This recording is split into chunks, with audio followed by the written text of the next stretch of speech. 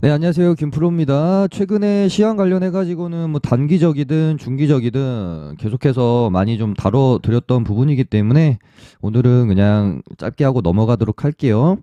대시세가 났고 또 대세 하락기가 나왔고요. 이 하락 추세를 돌리기 위한 이제는 행보 구간이다라고 보시면 됩니다. 상승 사이클, 하락 사이클, 지금은 행보 사이클.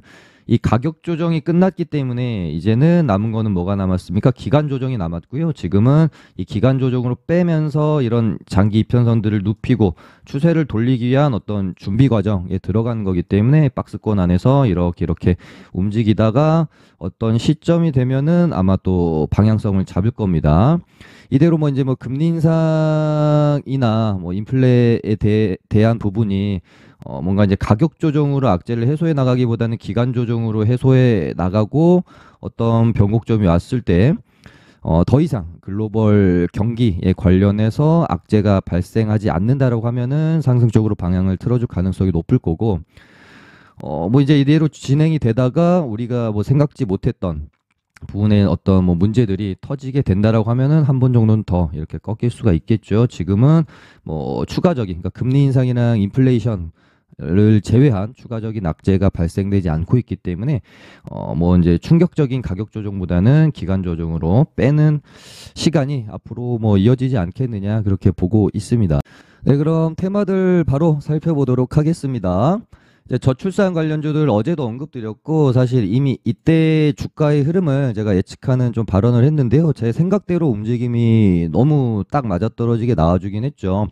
이날 저출산 테마가 단체로 시간에 상한가를 들어갔었는데 제가 이날 방송에서 드렸던 멘트가 아마 얘네들은 내일 뭐 바로 이렇게 가기는 지금 뭐 흐름상 조금 힘들 것 같고 갭 띄우고 음봉으로 이런 식으로 좀 민 다음에 다시 이렇게 양봉으로 이 음봉을 감싸는 형태로 가면서 중국 양해가 있는 3월 4일 그 근처쯤 해가지고 시세가 한번 나오지 않을까라는 말씀을 드렸어요.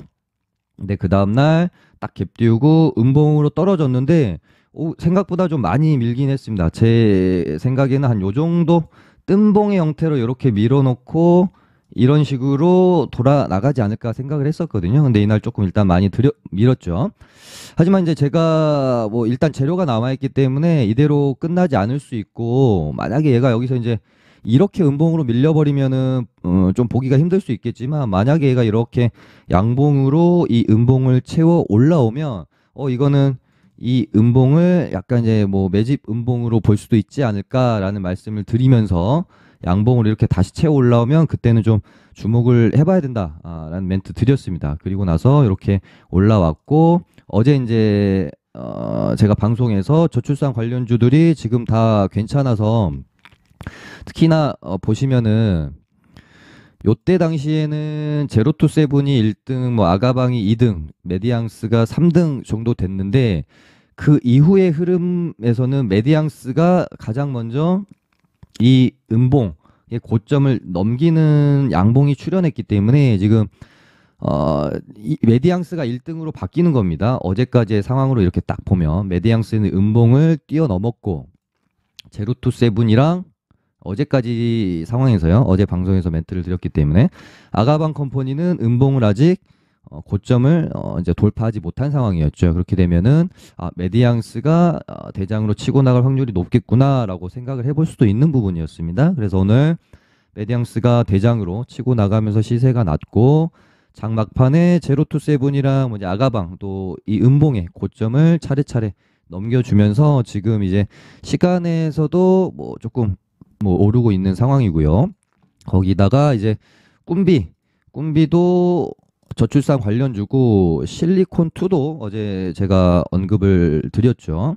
아무튼 이제 3월 4일 중국 양에 맞춰서 얘네들이 움직임이 안 나오기가 조금 저는 힘들다고 봤기 때문에 한 번 정도는 기대감으로 일단 움직임이 나올 거고, 이제 3월 4일날 양회에서 저출산 관련돼 가지고 뭔가 이렇게 임팩트 있게 언급이 나오면 추가 시세가 조금 더 나올 거고요. 기대감으로 올랐는데 양회에서 저출산 관련된 어떤 정책이랄지 이런 부분들이 어나운스가 안 되면 조금 이렇게 이제 기대감이 죽으면서 시들해질 가능성은 좀 있겠죠. 그래서 일단 지금 2일이니까 딱 좋잖아요. 한 2, 3일 앞두고 이렇게 움직임이 나오고 있는 상황이어서 꿈비는 상한가 들어갔고 문제 뭐 꿈비는 신고가니까요. 무조건 얘는 뭐 매매해줘야 되겠죠. 눌림을 기다려 보면 좋을 것 같고 뭐 대장주는 메디앙스에서 뭐 제로투 세븐이나 아가방 컴퍼니로 순환매가 돌면서 좀 대장이 바뀌는지 이런 부분들 좀 체크하실 필요 있을 것 같고 실리콘투도 중국 양해 관련주로 멘트를 여러 번 드렸습니다. 이제 돌파 나오기 전에 그래서 최근에 이 저항대를 놓고 저점을 점점 높이면서 돌파하는 형태로 선익 시스템도 말씀을 드렸었고 보시면은 이렇게 저항 구간이 나오잖아요. 하나의 고점이 나오면 바로 한 번에 이렇게 돌파해 주는 경우는 그렇게 많지는 않아요. 최소한이라는 표현은 좀 그렇지만 한 3번 정도 트라이 하면서 돌파하는 경우가 꽤 많습니다. 그래서 이 고점 만들고 한 번, 한 2번, 이번 이제 3번째이기 때문에 3번째 저항 돌파를 시도한다 그러면은 이때는 돌파할 가능성이 좀 크겠다. 3번 혹은 진짜 4번째는 웬만하면 돌파가 나오거든요. 선익 시스템 차트 한번 볼까요? 몇 번째 만에 돌파가 나왔는지. 얘도 보시면 이렇게 이제 뭐 경우에 따라서 이런 꼬리를 저항으로 두고 진행되는 경우도 있고 꼬리를 제외한 이런 몸통 종가를 기준으로 진행되는 경우가 있는데 선익 시스템 같은 경우에는 종가를 계속 저항을 받았기 때문에 종가를 기준으로 보는 거고요.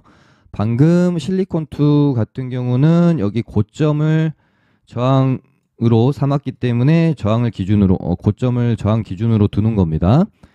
다시 선익 시스템을 보면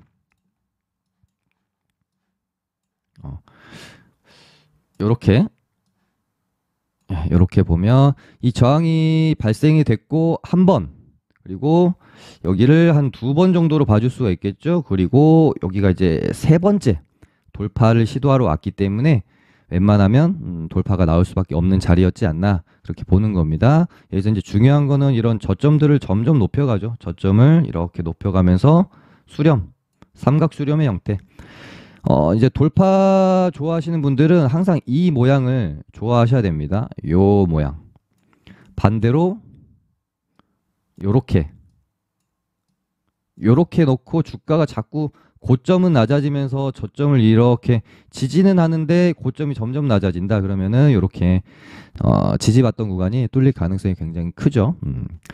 그래서 중국 관련주들은 이렇게 꿈비, 뭐 메디앙스, 제로투세븐, 아가방 컴퍼니, 실리콘투 요 정도 보시면 될 것 같고요. 네, 그리고 중국 양해 제외하면은 볼만한 게 요 정도밖에 없어요. 국민의힘 당대표 선거가 있고요.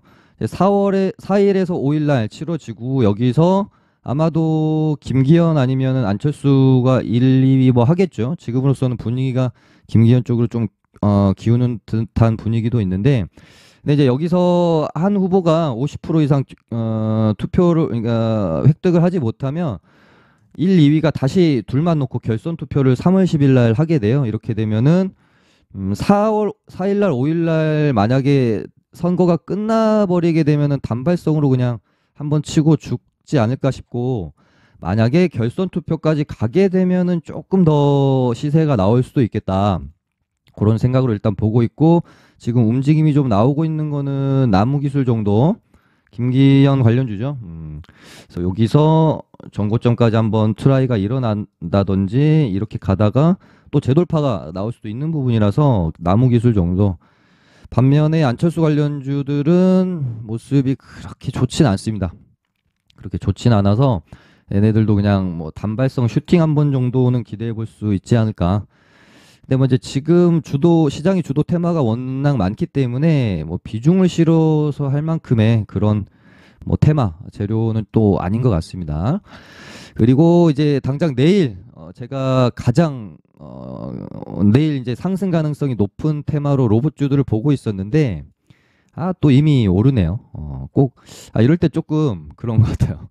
내일은 로봇주가 가겠구나 그러면 방송에서 조금 언급을 드려야지라고 생각을 하고 있었는데 시간에 이렇게 올라버리면 이제 시간에 이미 오른 거 가지고 제가 말씀드려봐야 사실은 의미가 없잖아요. 근데 뭐 차트만 봐도 사실 어느 정도 하루 이틀 조정이 나왔고 차트들이 또 괜찮습니다. 보시면 로보티즈도 기준봉 뽑고 이음봉 나왔죠. 이틀 조정 나왔기 때문에 반등이 한번 나올 만한 모습이었고, 레인보우도 이틀 조정이 나오긴 했는데 이 전고점을 훼손하지 않고 여기서 결국은 롤링이 일어나죠.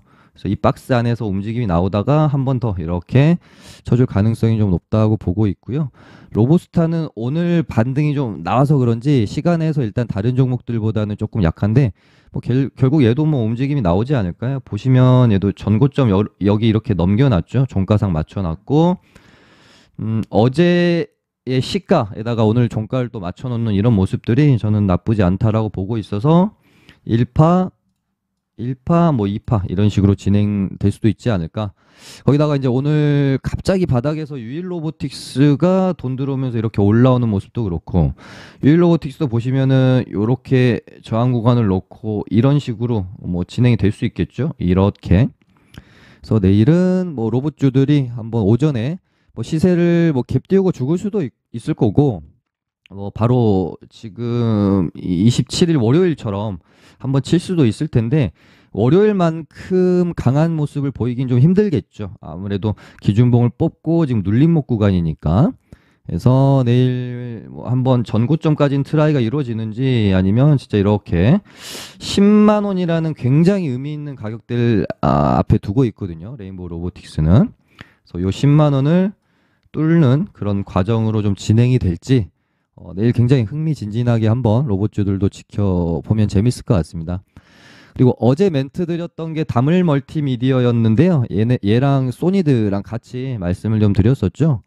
다물 멀티미디어가 항상 이제 소니드를 좀 데리고 다녔었어요. 원래 먼저 대장이었고, 얘가 이렇게 쏘니까 소니드가 따라서 이제 상한가가 한번 나왔었던 건데, 그 이후로 이제 죽어버렸거든요. 근데 차트 모양새가 보시면은 이렇게 이렇게 좀 길게 봐야 될까요? 이렇게 한번 보시면 요렇게 저는 진행이 될 가능성이 좀 높다라고 본 겁니다. 쌍바닥 개념이었고, 얘가 이 저점 구간을 지켜내면서 여기서 천천히 계속해서 또 저점을 높여가고 있었고, 이래서 최소한 여기 이제 전고점까지는 한번 시세가 날 수 있겠다라고 생각이 들어서 어제 방송에서 제가 다물 멀티비어 말씀드렸고, 반면에 소니드는 장중에 보는데 힘이 너무 없더라고요. 다물 멀티미디어가 장중에 한 18%까지 급등이 나왔는데도 불구하고 여기 이 저항 구간 있죠. 여기를 뚫지 못하는 모습을 보면서 얘는 조금 힘들겠다. 왜냐하면 저희 리딩방에서도 요날 사가지고 이날이 아니구나. 이날 요 가격대에 사가지고 가지고 있다가 이제 여기 뚫으면 가겠구나라고 생각을 했는데 못 가더라고요. 그래서 여기서 그냥 다 팔아버렸습니다. 한 5% 7% 익절을 하고 판 것 같은데, 좀 아쉬웠습니다. 소니드는 여기 뚫으면 갈 것 같았거든요. 한번 슈팅이. 네, 아무튼 얘네는 오늘 윗꼬리가 좀 너무 길게 달려서 다시 이런 식으로 양봉으로 채워가는 모습이 나와야 추적을 좀 할 것 같고요. 이런 식으로 죽으면 당분간은 볼 일이 좀 없지 않을까, 그런 생각이 드네요. 그리고 오늘 AI 관련주들이 장중에 약간 투매 형식으로 조정이 좀 나왔어요. 오전부터 빠르게. 그러면서 이제 로봇주들도 같이 끌고 조정이 좀 나와줬는데, 그럼에도 불구하고 어제 제가 관심 종목으로 좀 드렸던 린드만 아시아는 일단 상승이 꽤 좋게 나왔고요.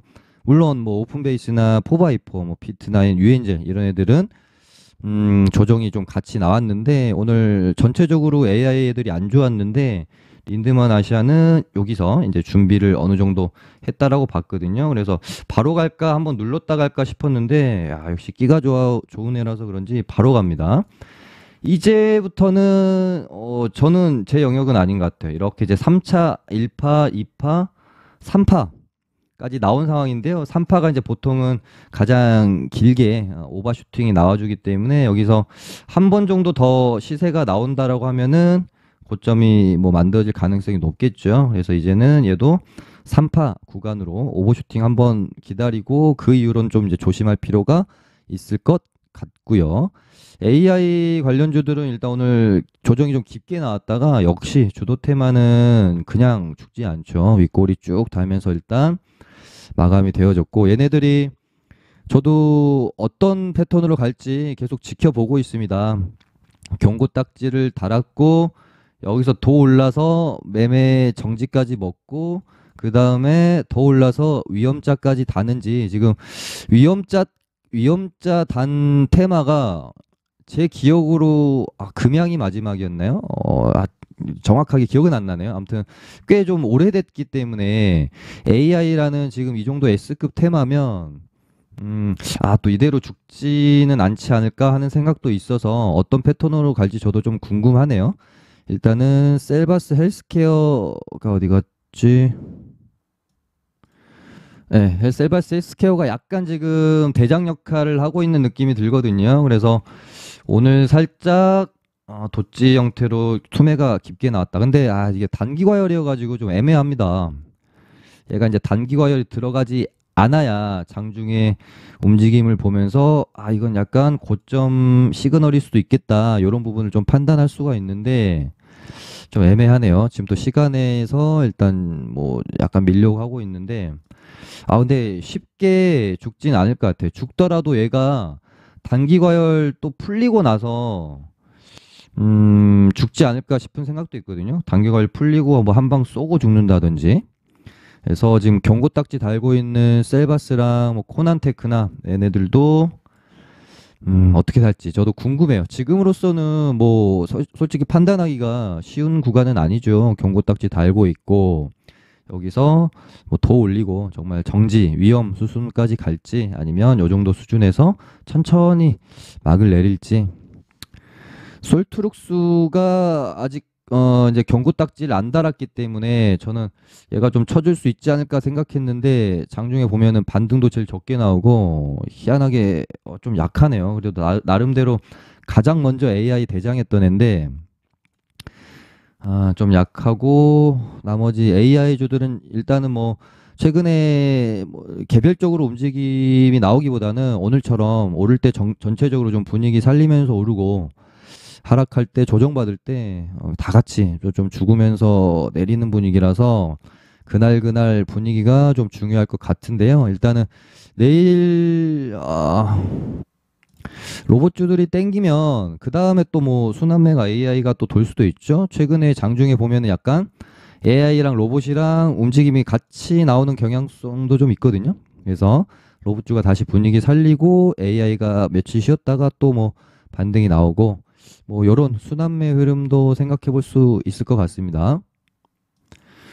그리고 2차 전지 관련주들 뭐 이렇게 고점 물어보시는 분들이 되게 많은데요. 얘네들 고점이 어디가 될지 맞출 수 있는 사람은 없어요. 존재하지 않고 보통 이제 우리가 테마주 같은 경우는 좀 때가 잘 맞아가지고 기준봉 크게 먹고 이럴 때 어떤 고점을 보통 우리 이제 오버슈팅이 나오는 구간에서 매도를 하면 맞다라고 보는 경우도 있고 두 번째는 어떤 특정 이평선을 정해놓고 그 이평선을 깨기 전까지는 그냥 계속해서 들고 가는 거죠. 그런 식으로 뭐 대응하는 경우가 있는데 이제 테마주 같은 경우는 이제 오버슈팅 어떤 고점 구간에서 특정 오버슈팅이 나오면 그때 정리를 하는 경우가 되게 보면은 좀 맞는 것 같고요.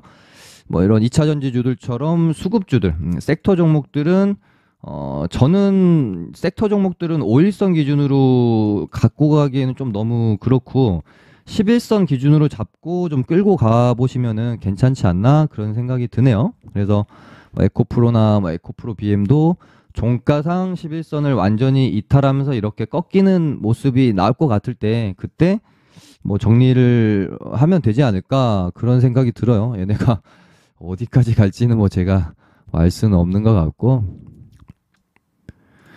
페베터리 쪽도 어마무시하게 강합니다. 일단 대장 뭐 코스모학 신소재 요날 방송에서 그거를 빠뜨렸더라고요. 제가 코스모학 요날 이제 상한가 나오기 전에 코스모 신소재랑 코스모학은 계속해서 서로 키 맞추기 하면서 가는 경향성이 있다라고 일봉상 짝짓기 매매를 하면 좋다라고 멘트를 드렸고 그 다음날 코스모학이 상한가를 갔었잖아요. 그리고 나서 코스모학 이렇게 불을 뿜고 있을 때 코스모 신소재가 되게 조용히 이렇게 있었거든요. 그래서 이날 이렇게 되면 다시 코스모 신소재가 이제는 코스모와 키 맞추기 하려고 짝짓기 하러 갈 수도 있다라고 멘트를 드려야지 생각을 했었는데 안 드렸던 것 같더라고요. 방송 끝나고 생각을 해보니까. 그 다음날 또 이렇게 따라갔고, 일단은 뭐 화학이 대장인데요. 시간에서 또 오르고 있고, 야, 얘도 뭐 진짜 어디까지 갈지 감을 잡을 수가 없고, 이런 애들 지금 뭐 따라잡기에는 솔직히 좀 부담이 많이 되는 것 같고요. 예전에 뭐 MPC 같은, 그러니까 대형주나 중소형주 쪽 애들이 좀 많이 움직이고, 얘네들이 어느 정도 부담스러운 가격에 들어가면 2차 전지 안에서도 이제 소형주 쪽으로 수급이 옮겨 붙을 수가 있어서 MPC도 이때쯤인가 한번 언급을 한두 번 정도는 제가 드렸던 것 같거든요. 폐배터리 쪽으로. 그 다음에 안 오른 애가 파워로직스. 올랐네, 얘도. 장중에 눈에 띄는 그게 없어가지고 안 오른 줄 알고 있었는데 파워로직스도 올랐군요. 예. 이렇게 MPC랑 뭐 파워로직스 정도 이제 소형주 중에서는 관심을 가져보면 될 것 같네요. 그리고 오늘 뭐 전고체 배터리 쪽까지 움직임이 한 이틀 정도 나와주고 있고, 이렇게 되면은 지금 2차 전지 섹터 안에서 순환매가 돌기 시작을 한다라는 느낌이 듭니다. 처음에는 대형주들, 뭐 에코프로, BM 이런 애들만 움직이다가 그 다음에 코스모학, 신소재, 뭐 폐배터리 이쪽까지 지금 번졌고요. 중형주라고 봐야 되겠죠.